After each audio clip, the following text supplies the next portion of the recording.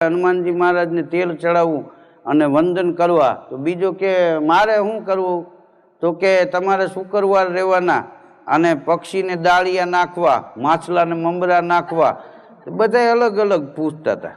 એમાં અમારા ગામનો પૂરો 20 દી નાય હજી આજની તારીખમાં, લાંબા લાંબા નખ ને એ ઊભો થયો અને મહાત્માને પગ પકડી લીધા ને તે પીંડીમાં નખ ગરી ગયા. મારે શું કરવું મહાત્મા?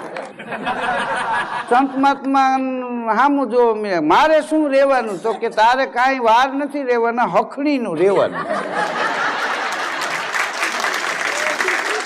હા, એ કંપનીના બોસ 2 પાન થઈને ઓફિસમાં પડી ગયા.